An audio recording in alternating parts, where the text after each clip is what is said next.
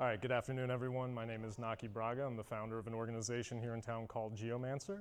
I am an agroecologist and urban designer, and today I'd like to talk a little bit about the natural history of this area and why I don't buy into the dichotomy between urban and rural development pressures.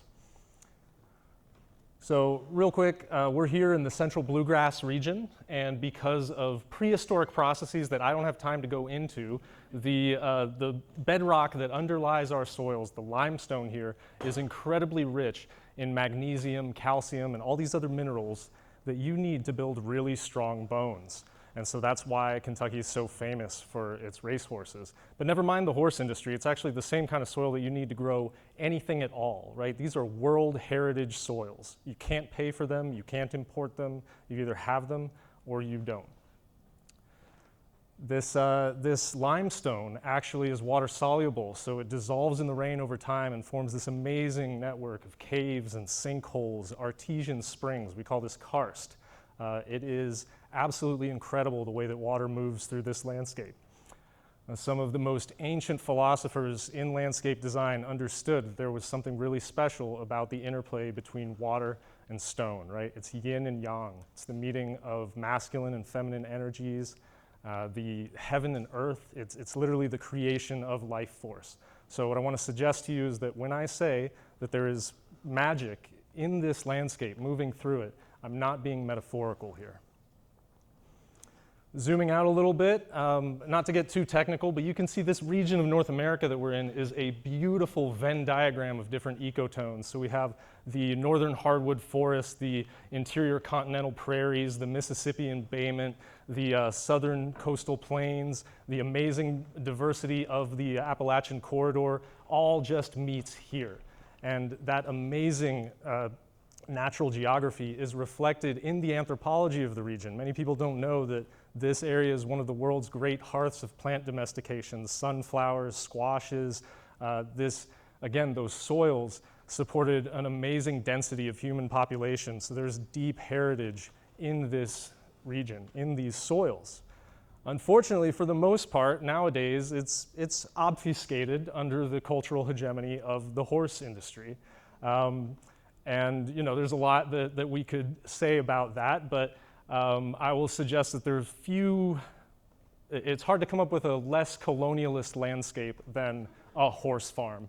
But as an ecologist, it's pretty fascinating because the weight of that cultural hegemony is such that they've been able to really fabricate this origin myth about the pre-settlement bluegrass that says something like it was this magical savanna that just coincidentally sort of looks like what a modern horse farm is. How funny. Don't buy this guy's book, right? But we also have, to counterbalance that, we have the scumbag developers as well, just like you have in your cities, right? The same kind of anarchic, neoliberal, thoughtless development that you probably experience where you're from, we have here as well. And it's actually, Lexington's kind of bizarre. It has this unique quality where oftentimes the dynamics leave you thinking, is my intelligence being insulted? So for instance, we have not just the historic tragedy of urban renewal, we also have in our recent history an enormous entire historic block of downtown that was leveled and left as a pit for several years, such as the power of some of the development interests here in town. And I'm sure you've probably also got to see the world's most expensive sidewalk. Very, very exciting. So we have a lot of gentrification in Lexington. If anyone gets up here and looks you in the eye and tells you that gentrification is not the #1 problem in this city, they are a liar or a fool, all right? And I have even less diplomatic language for anyone who would seek to use statistics to demonstrate that gentrification is actually good somehow. So here we have one of our wonderful diversity murals, I guess like as a memorial to the people who were priced out of this neighborhood. And one of the key pages in the gentrification playbook is the use of well-meaning nonprofits to greenwash or to socialize the costs of providing amenities for the neighborhood while private equity moves in the background and turns over the housing stock, pricing people out of these areas. And of course, this stuff happens to the fanfare and applause of our city leaders. I mean, this is a real headline infectious with diversity. Like, give me a break. So we have that neoliberal development pressure in the urban core, like in most other cities, but in like a lot of other cities, or unlike in a lot of other cities, we have this landed gentry that is able to wrap itself in the discourse of conservation and provide a counterbalance to that. And that tension crystallizes in our urban service boundary, which I'm sure you've learned quite a bit about. But that unfortunately, that bifurcation of the discourse around development also leads to some pretty unsophisticated takes.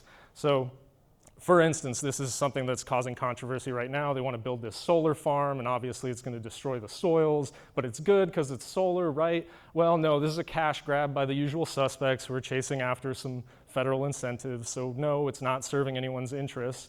But what's missing when we have these controversies is, as I'm saying, a more sophisticated take. Why can't, okay, let's have photovoltaics, maybe put them where they're appropriate, where they make sense, if they make sense, but why can't they be on top of some really dense social housing developments, right? That discourse is not there at all. We're particularly lacking when we talk about infill and what we could do. The reason that development is so controversial is because nobody who's doing infill has provided a coherent, a credible example of what it would look like to develop something, to build housing that isn't destroying the earth, right? So you end up having this, either you don't want housing or you want to destroy the earth. And what we're saying is these are false narratives. This is a false dichotomy.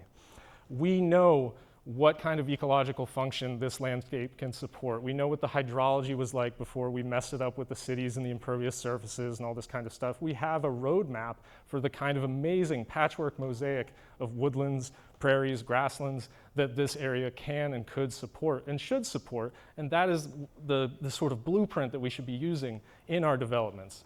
So for instance, reforesting our urban riparian floodplains. This is what we're doing. Here's a project we have here in town. It's the largest public food forest in Kentucky. So we're taking this floodplain that you can't build in, and we're saying we should, for all the water quality, habitat, et cetera reasons, we should make it into a woodland again, into a forest. But it's all gonna be fruit trees, it's all gonna be berry bushes, et cetera. We're going to get the surrounding neighborhood involved in this. We know that this project isn't gonna succeed unless people buy into it, and it's an amenity that people are gonna use. But at the same time, like I said, we can't socialize the costs of these amenities if we are not also talking about housing and trying to figure out the long-term permanent affordability and access of housing and development and community control over those processes. So I'm not saying we've solved it, but I think that is the key difference, is we can't just sell you, oh, look at this great project over here and not talk about housing. That is ultimately what's gonna make the difference, and what's gonna prove the integrity of these projects is whether we're considering all these things at the same time. So with that, I'm happy to direct you to our social media. We have Instagram, YouTube, all that kind of stuff. You may have also cottoned on to the fact that we're not a very conventional company, so we do rely on asymmetrical funding sources. We have a Patreon, and I would love to have any of you contact us for any reason at all. Thank you.